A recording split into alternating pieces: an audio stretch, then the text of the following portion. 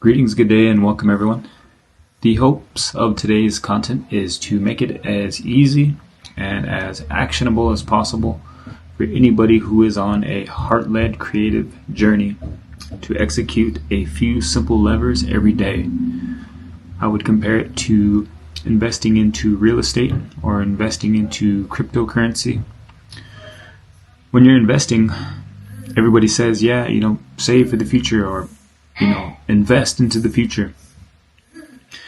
But it'll only go that far. We're never told how to have the mindset so that we're ready to invest. So I am going to try to make it short and sweet. I am going to do my best not to ramble, but I want to make every little bit and piece of this fast, quick, so that you can get through the point of the content and be able to implement these things for anybody who is on this journey as well as myself. So, claim your digital real estate as heart-led creators. A mini course for creative individuals who want to leverage their gifts and talents in the digital world, overcome procrastination, and gain clarity. This is a bit of an overview of what we're going to cover. I'm just going to skim right through them. So we have 3 key mindset unlocks: zooming out into the macro vision and zooming in to the micro tasks that are spread out through each and every day of our lives. The juggling act of the heart-led creator, I'm going to talk about everything that we're going to encounter, everything that's going to be pulling at our attention. If you're like me, family, work, obligations, friends, things like that. And then we're going to jump a little bit into identifying the 5 enemies of the creative mind. These are things that block me from just wanting to do what I'm doing now. Just be able to try to help somebody. Be able to be in a fruitful phase where it's just so fun and rewarding just to want to improve somebody's life and in a way that they might need to hear it. Next it would be the power of micro actions and incremental wins. How anything that we learned in life was always about the micro vision. The joy of the micro vision, knocking down one domino so that we can go to sleep every night with a smile on our face, knowing that we knocked down the domino of the day. And the digital game we're all playing, just a little bit of an overview of this digital game requires a few inputs in order for us to get our maximum output. And everybody is participating in this game. So just kind of want to talk a little bit about how some people are actually trying to use the digital world as a tool and not as a distraction. And then the masculine and feminine elements in creation. If you were just to walk away with just this principle here, the masculine and feminine of creation and the 3 mindset unlocks, if you were just to take those 2 things away from today's course, you would be a lot further along than I was when I was first jumping into this world. And then last, I just kind of want to talk a little bit about embracing the germination phase and the 5 lever system. So these 5 lever systems are basically just being really specific as to what levers people should pull every day. And again, this is something that I wish I had, as opposed to just kind of stumbling around in the digital world. I wish I had somebody telling me just pull these 5 levers and you will be golden in the long run. And then last, just kind of a little bit of a perspective of the gamification, the heart-led creator's game. Collecting experience points every day, even if it's just small points, and have a tracking system, because I want everybody who may come across this video to walk away with that feeling of gamification and joy and fun in creating your future, so that you can look back in 6 months, 12 months, 2 years and just thank yourself for stacking those little experience points toward a better future. Alrighty, so the three key mindset unlocks: zooming out and zooming in. The first thing with this zooming out is understanding the life cycle of creation. So any life form has this pattern of a germination phase from a seedling, and then does growth in the dark in these roots that you lay when nobody's watching, lays the foundation for the rest of your life. And so when we zoom out into the macro vision, when we start this creative journey, we have to do a lot of germination. We have to do a lot of ideation with ourselves, internal reflection. We have to do a lot of planning. We have to do a lot of reconfiguring of our internal processes. And this part here is where most people quit, because this isn't a fun phase. This is a phase where you're going to work and work, ideate, plan, practice, and nobody's going to see the fruits of your efforts. Nobody's going to see your improvements. It's not until you get up here to the maturity phase when somebody says, man, how did you get so fruitful? How did you get so good? And it's at this point where you're going to say, well, man, like, I did all the practicing in the dark when nobody was watching, the germination phase. And this is the tougher part, because most of us kind of get this, I guess you could say we kind of get this programming of instant gratification. And when we don't see the fruits of our labor right away, we get discouraged. So, the life cycle of creation starts with these phases. You have your germination phase, where you're laying roots in the dark when no one sees. And then you have your first signs of growth above ground. This is where people start to see your progress, start to see what you're building. And it's still new, it's still fresh. And then as you start to mature, this is where you branch out and you meet other people who are on the same journey as you. Your branches are feeling out the world. You're sending out your thought patterns into the world. And then as you reach full max maturity, you make it to the fruitful phase. And this is where you have an excess and a surplus to give with the world, whether that be ideas, creations, art, music, kindness, joy, all of those things that you acquired from having built it underneath the soil in the dark. You'll finally make it to a place where you could have an abundance of time, an abundance of resources, an abundance of life. So this life cycle here, and I will read a little bit off of this here. So we have the germination phase. This is the feminine aspect of creation. And in the feminine aspect of creation, this is the fabric of the universe. It's the invisible, it is the invisible energy of the universe, in which everything gets its, I guess you can say, in which everything gets its code of life. And in this feminine aspect of creation, this is where a lot of learning takes place. This is where you implement your systems. This is where you lay strong roots, strong foundations for growth. And if you get stuck too much in the germination phase, the tutorial phase, and not enough of the masculine, you'll get top heavy with ideas and not enough to show for your ideas. And so this leads me to the two elements of creation here at number 2. This is where the masculine starts to be so important. Once you learn, you ideate, you get your systems down, you get your processes down, this is where you need to really, really double down on the masculine, which is the footwork.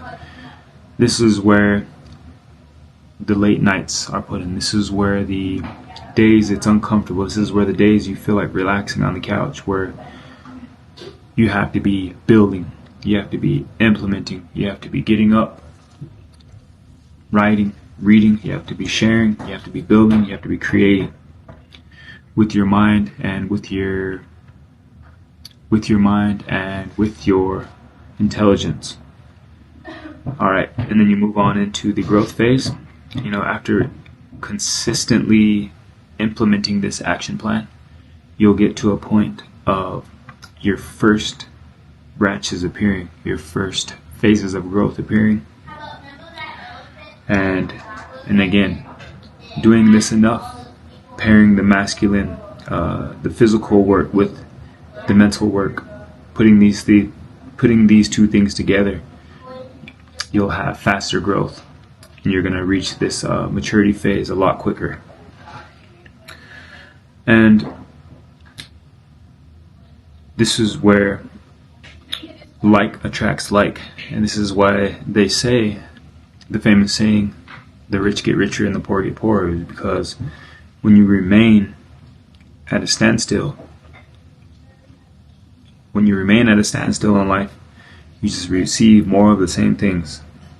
But the more you collect and build experience in this internal world, you attract more abundance, more people you attract more like-minded individuals. And this is why the maturity phase has such an exponential growth pattern. It's because at this time is when you're attracting more and people want to do more for you.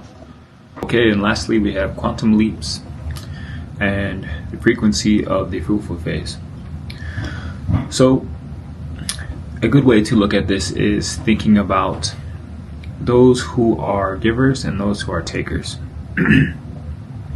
And a big reason why I would get blocked on my journey a lot is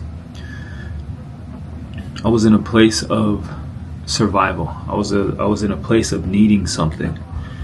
And so when I would get really motivated to, start creating or to start formulating a stream of income, I would get discouraged because I wouldn't see the fruits instantly. And because I was coming from a place of wanting, I was always wanting, I guess you could say I was always in a state of lack, in a state of wanting something. And in order for us to make these leaps into a higher version of ourselves, we have to be this person who has an excess to give. And in order for us to be able to give, at a high level, we have to be fulfilled internally. We can't be in states of want and give me, and in states of lack. As hard as that might be,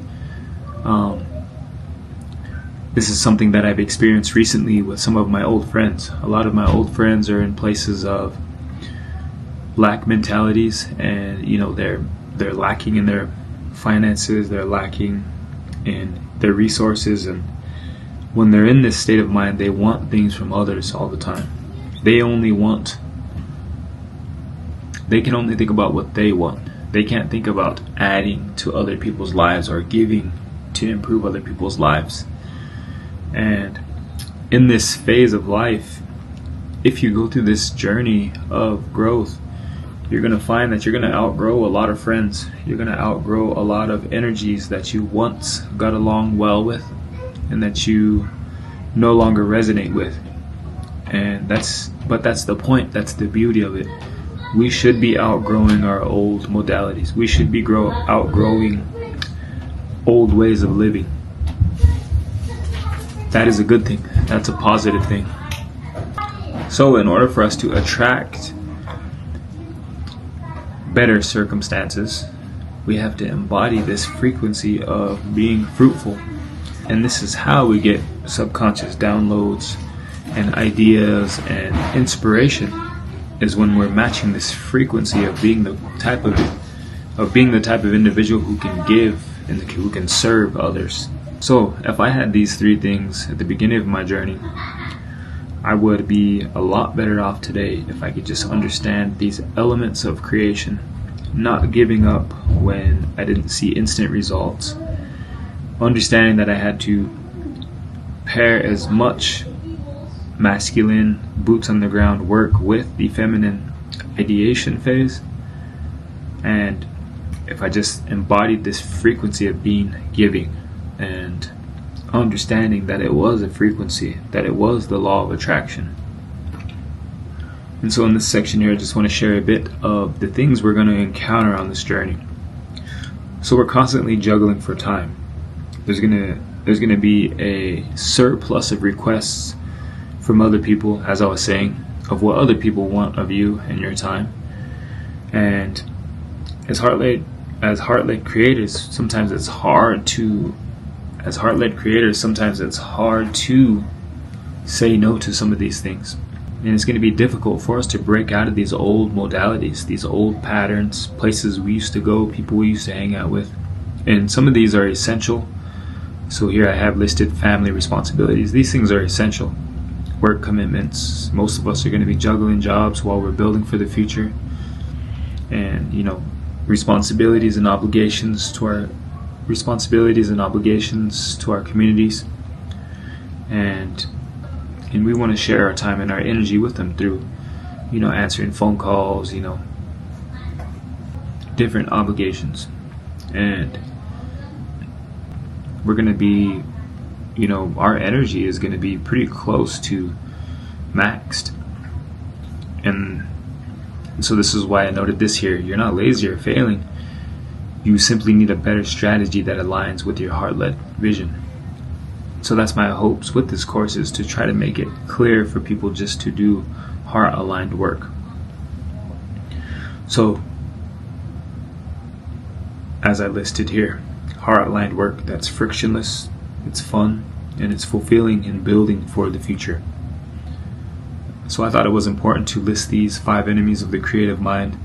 I recently made a video about this, and these things have blocked me many times, and they still do block me today.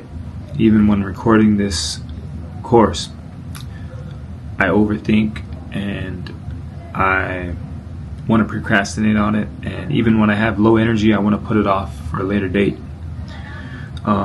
So these are the 5 enemies that you're going to come across on your heart-led creative journey. As procrastination, you're going to want to constantly put things off for later when conditions seem perfect. Perfectionism, believing your work must be flawless before sharing it with the world. Overactive, analytical mind, overthinking every detail instead of allowing your creative intuition to flow. Low creative energy, feeling drained before you even begin.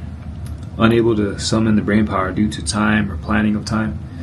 And as I was saying, a lot of days when you want to sleep in, a lot of days when you feel like sleeping in, or you want to wait for the conditions to be right, you're not going to have the energy to want to build for the future. And this is why it requires frictionless flow and strategic jabs day in and day out. And then there's also the imposter syndrome, fear of being seen or judged, questioning if your voice deserves to be heard. And this is one that I went through a lot because I followed a lot of digital creators who were at level 100. It would be difficult for me to believe in myself because I felt like I needed to look like that, or I needed my production value, my lighting, and my camera to look like theirs. When in actuality, when you are an heart-led creator, we're all going to be at different phases on this digital map. So willpower alone won't help, because it's like a game of chess. As I was saying, it requires small strategic jabs over the long form game.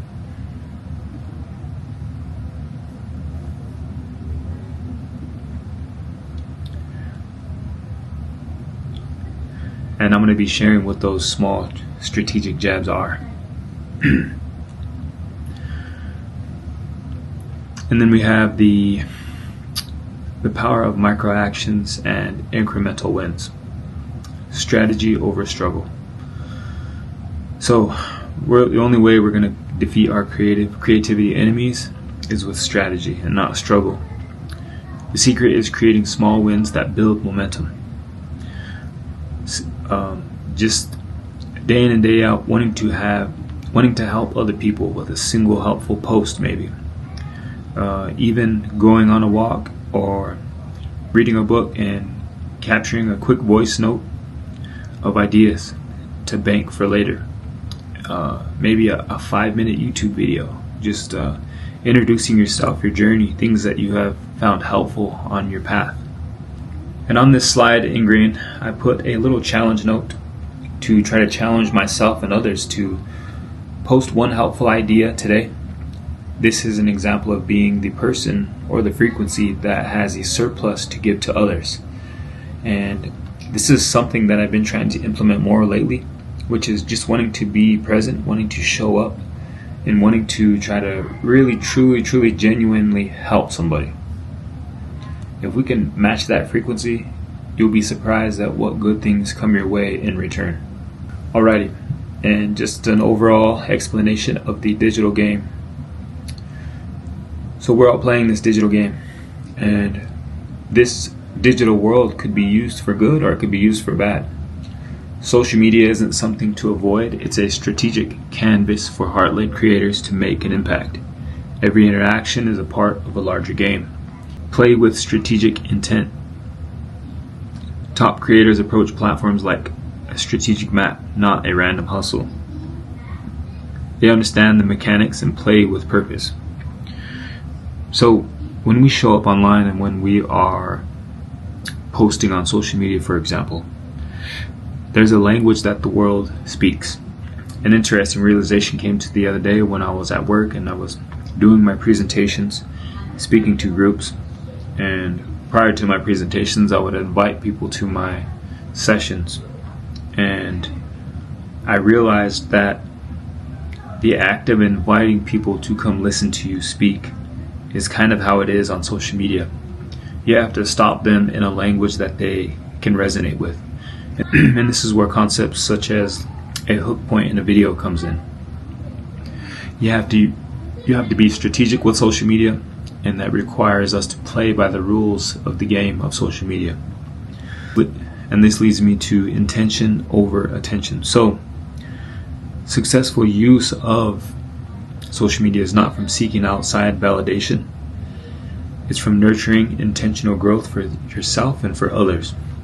And so again, this is what the game is all about trying to genuinely help others and not to use social media just for, likes or for validation, but to truly, genuinely want to find your people. And sometimes that requires us to play the rules of this game with short form, with long form, with written content, and finding ways to speak to our people. There's many people out there who would love to hear what you have to say, would love to support your work if they knew who you were. And the only way they're going to know who you are is by playing this digital game. And so now on to the masculine and feminine aspects of creation. So we have the unseen world and the seen world, the duality. In the unseen aspects of creation, this is where we acquire inspiration. This is where we find our intuition. This is where we spend a lot of time planning and dreaming and receiving ideas, inner reflection. This is where we do our meditations. This is where we do our journaling, our nature walks. This is where we feed the internal energy. This is where we find the internal world. And while we're in this phase of building internally, we're rewriting our programming. And a lot of times this requires us to be a recluse, requires us to be an introvert, because we're having to break down all of our modalities that the world gave us.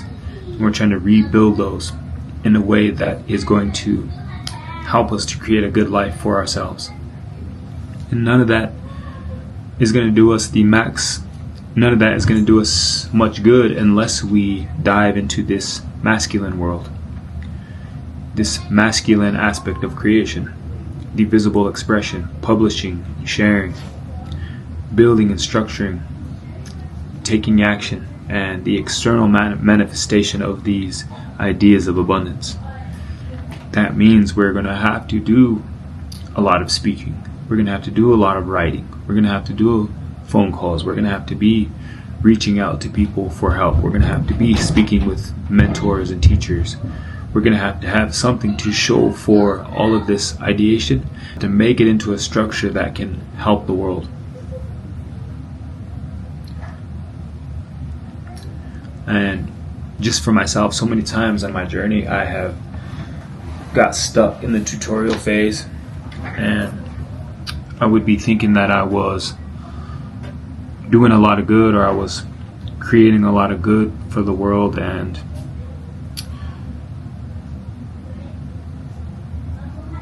although the tutorial phase feels like you're getting somewhere, but it doesn't do you any good if it just stays in your head. And this is a hard lesson I had to learn. Something, as I was saying in the beginning of the presentation, I wish I would have learned this in the beginning of my journey, because come to find out, look back, years go by, and if I were to just execute a few simple tasks, I'd be a lot better off right now than I am. So, embracing the germination phase and the 5 lever system. So this area here, I would love to see more people implementing on a daily basis. Any of my friends and family who might come across this, anybody who joins my community, this is what I would hope everybody would do, is implement all five of these levers, and if not all 5 of them, as much of them as you can on a daily basis. And so what I have written here is, we can't compare our beginning to somebody else's harvest. Creation takes time. Trust the process and embrace your current phase. And in this germination phase, we're going to have to rinse and repeat these 5 levers on a daily basis while we're in the germination phase. Building a project centered around our life's work. So if you're an artist, that's making music. If you're a writer, that's writing. If you're an educator, that's creating curriculums and learning materials that will help others. If you're a healer, sharing healing modalities. And then next, as we're building this project, we want to network with as many like-minded individuals who could help us on this journey, or we could learn from, and vice versa, as possible. And this requires us to create content, to speak in ways that will genuinely help others. And as we're building our life's work, and we're sharing and we're posting on social media, it will do wonders for your creation. It will do wonders for your project if you distributed and cross-promoted your content with others. And then on to number 3 that I have listed here is distributing and cross-promoting. And so number 4 and number 3 kind of intertwine. So distributing would be consistently sharing, consistently posting across at least a few platforms. I mean, if you're just starting out, one platform is fine, but you're going to want to repurpose content across multiple platforms to find your people. And then socializing with others and cross-promoting, and this goes into the networking aspect. Be social with social media. Reach out to people, meet people, ask to share one another's work, and this will do wonders for your growth in the early phases of building your digital real estate. And then finally at number 5, we have study, learn, ideation, journaling, and planning. So as you study, learn, ideate, journal, and plan, these are the ideas that you're going to generate and document so that you can continue to feed all of these other areas. Study learning about others' projects so that you can begin to formulate your own. Study learn about content and what styles of content are working. Study and learn about cross-promoting and distributing. Studying and learning about networking, about formulating a web of like-minded individuals. And then also studying and learning about how other people are systemizing their life and planning their life. And so if we log on consistently to this macro game,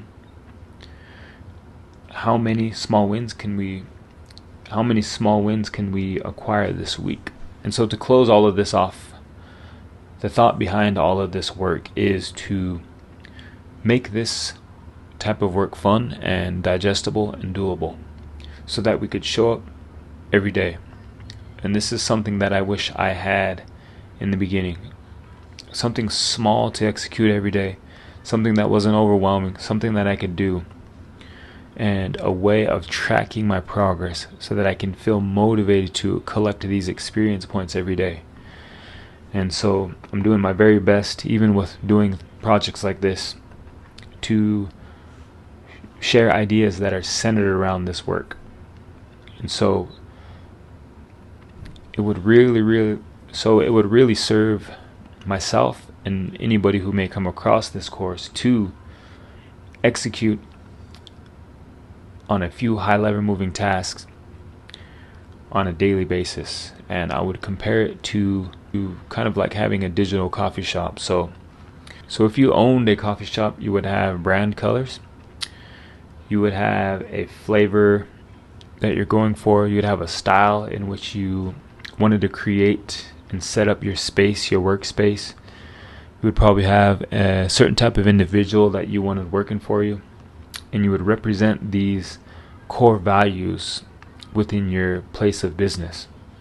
And when you become somebody who owns a digital coffee shop, you need to have the ability to show up every day. You need to open the doors every day.